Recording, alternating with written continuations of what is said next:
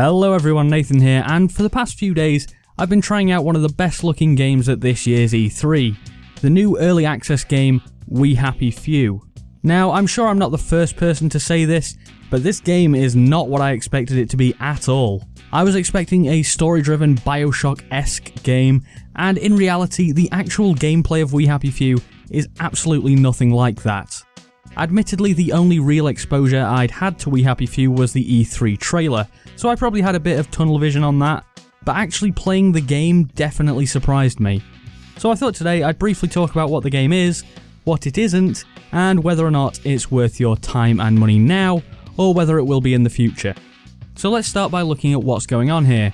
Well, We Happy Few is set in an alternative 1960s Britain, where the world is split into the people who take joy pills to be delusionally happy and ignore all the problems in the world, and the other people who either seemingly choose not to accept the fake reality that the pills create, or just are forced not to. It's sort of like a Matrix situation, where people have chosen to see the world in a certain way, or instead chosen to see it for what it really is. And I think this is where the game is at its absolute strongest, and when you take one of these joy pills in game and everything turns from gritty and nasty to bright and beautiful, it's just an awesome moment. The universe that the game creates and the underlying intrigue as to what's really going on here is so interesting, and I feel that that's what got people clamouring for the game in the first place, and what made its appearance at E3 such a success. Unfortunately though, the story hasn't been fleshed out at this stage of early access. After about 3 hours of play for me, there's almost no story content other than the prologue, which is just the E3 trailer, and as we go through the gameplay and other aspects of the game, you'll find that incompleteness of the game is a strong theme. So what about that gameplay then? Well, as I mentioned at the start, it's not what you expect, it is in fact an open world survival game. You'll have to make sure that your character eats, drinks, sleeps, avoids illness, and all of the other usual requirements that you have to manage in any survival game. The world is also procedurally generated, and in theory that gives you a different experience each time you start a new game. Now, some people will love this and others will hate it. Personally, I'm not a fan, although it should be said that I never really got into any other survival game, so it could just be that I'm not a fan of the genre. I do feel, however, that the survival elements in this game are far too needy, and these survival aspects hold you back from doing the fun things that you actually want to do. So many times I've been halfway through a quest and been forced to walk half a mile down the road to find a bed because my character is tired and I have to do that rather than actually finishing the quest. I don't see any fun in this game being derived from having to manage those requirements, and I'd much rather just see a system where you have consumable items to restore health and other attributes, like you might find in a modern Fallout game.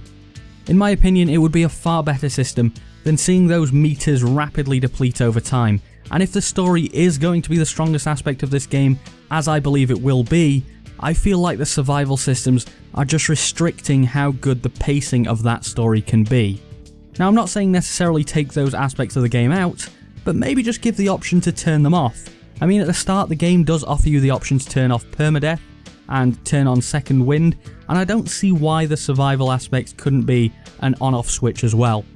In terms of the kinds of things you'll be asked to do outside of surviving, a lot of the quests currently available seem to be of the resource gathering or fetch quest type.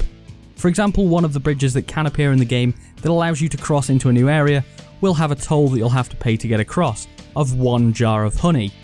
Now, there is a tree with honeycomb on it in the starting area, but in order to get that honey you'll first have to make a padded suit to avoid being stung to death by bees, and the only reasonable way to get a padded suit is to collect the resources needed to craft one. So in that one quest we have a fetch quest with resource gathering sewn into the requirements to complete it, and right now that all seems a little bit dull, and unfortunately even when you get into the new areas, these type of quests keep popping up. Now, we shouldn't be too hard on the game because it is in early access, and the quests in the final game could be considerably more interesting, but you can of course buy this game right now, so it needs to be pointed out. Other issues related to early access also show up, in that the game has occasional glitches that occur. Oh, you are rather cornered. These guys are related. Oh, where did that go? What? Got you. This. Well, he's back there. Wow, early access. Performance is also a little dodgy, with frame rates on my PC at least varying wildly, although the FPS rarely drops below 50.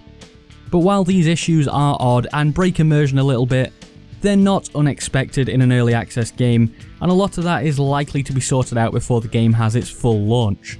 So onto a conclusion then. In my opinion, We Happy Few has the potential to create an incredibly interesting and deep world that I am desperate to learn more about, and I feel that if the game is built around the story, then that alone could almost be enough to carry We Happy Few to a point where it's worth your while. But right now, I don't think there's enough there. I don't feel like the game is fleshed out enough to be worth picking up in its early access state. It's not a bad game, far from it, but I think anyone who finds the world intriguing rather than just loving survival games would be far better off waiting until the game reaches a much more finished state. I do have a lot of hope for this one though, and I'd love to see it become the great game that I think it could be, and at that stage I'll go back and play all the way through We Happy Few for the story alone. Anyway, that's about it for today. Thanks for watching. If you enjoyed the video, I'd be very appreciative of a like down below. Let me know what you think of We Happy Few down in the comments, and subscribe for more like this if you haven't already. I've been Nathan, thanks for watching, and I'll see you next time.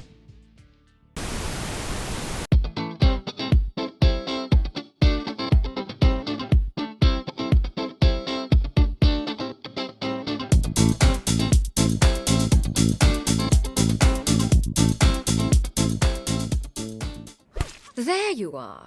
You nearly missed the piñata. It's the most adorable Spanish custom. I hate how British she is.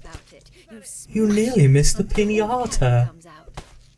We don't talk like that, you get it? You don't know, slag. Fuck off. Hit it.